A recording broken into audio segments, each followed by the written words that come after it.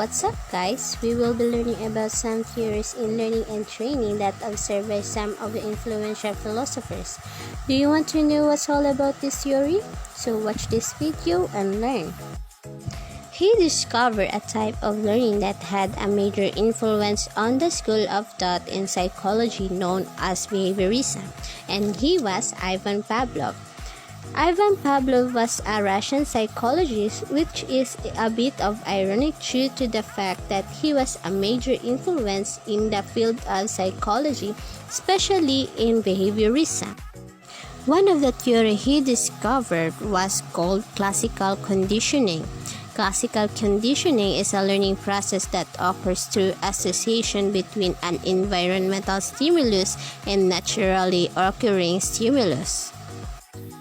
In Pavlov's classical experiment with dogs, the neutral signal was the sound of a tone and the naturally occurring reflex was salivating in response to food. By associating the neutral stimulus with the environmental stimulus, the sound of a tone alone could produce the salivation response. How does classical conditioning works?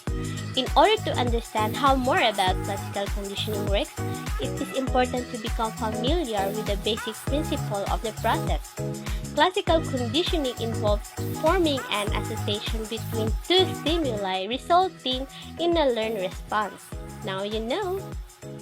So, what type of psychology that offers a theory of personality? So, humanistic psychology is an attempt to help people to achieve their full potential.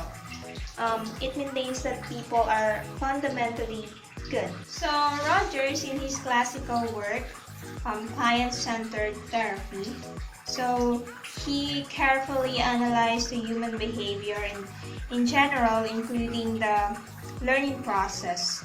So this type of counseling strives to create non-judgmental environment by being open and honest, accepting and empathetic. So the term empathy is the ability to being recognized and feel the emotional of others. So it is putting yourself to other people and recognize their feelings and emotion as well, so that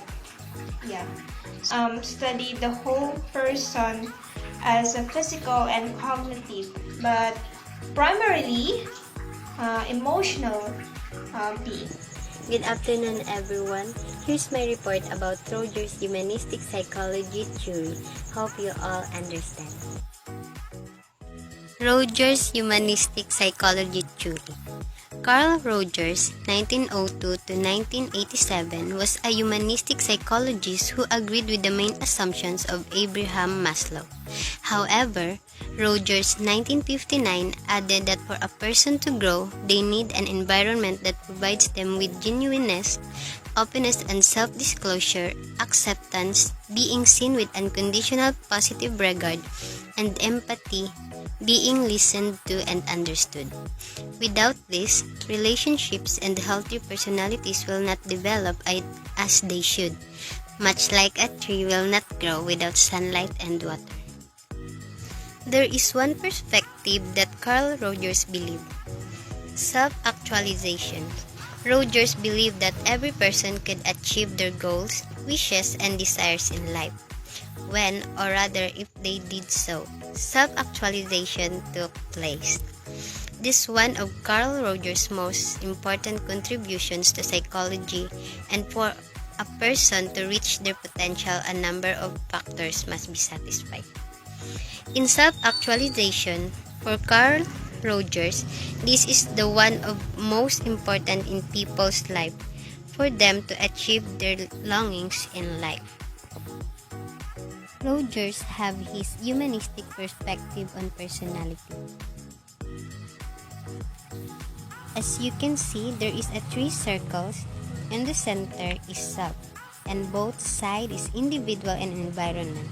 which means your self depends on environment where you can gain some knowledge and important information, while individual where you can have someone who will cheer and motivate you.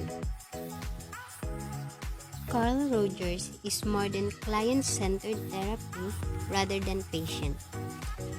He was focused on the therapeutic relationship and developed a new method of client-centered therapy. He was one of the first to use the term client. Carl Rogers have his 5 aspects of theory. The first one is phenomenology and the self, the phenomenal field. The second one, the organism and the actualizing tendency. The third is the ideal self, congruence and incongruence. The fourth is personality development and conditions for growth. And the last one is the fully functioning person. For some additional information about Carl Rogers humanistic psychology emphasized the active role of the individual in shaping their internal and external world. Rogers advanced the field by stressing that the human person is an active, creative, experiencing being who lives in the present and subjectively responds to current perceptions, relationships, and encounters. He coined the term actualizing tendency, which refers to a person's basic instinct to succeed at his or her highest possibility capacity.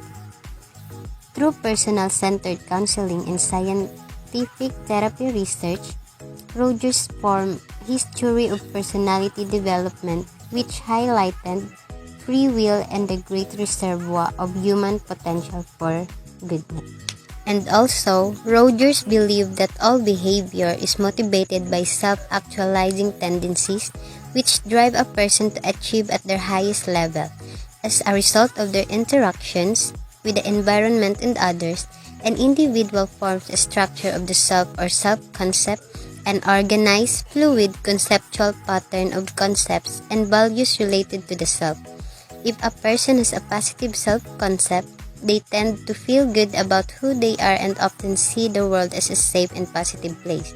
If they have a negative self-concept, they may feel unhappy with who they are.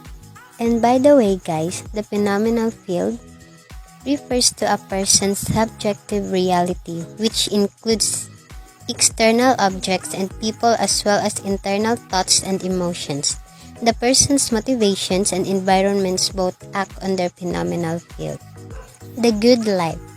Rogers described life in terms of principles rather than stages of development.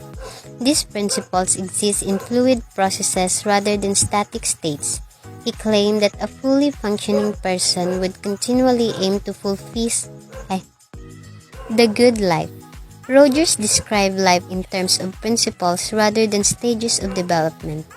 These principles exist in fluid processes rather than static states. He claimed that a fully functioning person would continually aim to fulfill his or her potential in each of these processes, achieving what he called the good life. These people would allow personality and self-concept to emanate from experience. He found that fully functioning individuals had several traits or tendencies in common. There is a 7, and the last one. Rogers based his theories of personality development on humanistic psychology and theories of subjective experience.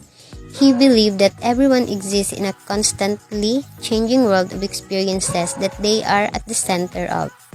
A person reacts to changes in their phenomenal field, which include external objects and people as well as internal thoughts and emotions. Rogers based his theories of personality development on humanistic psychology and theories of subjective experience. He believed that everyone exists in a constantly changing world of experiences that they are at the center of. A person reacts to changes in their phenomenal field, which includes external objects and people as well as internal thoughts and emotions.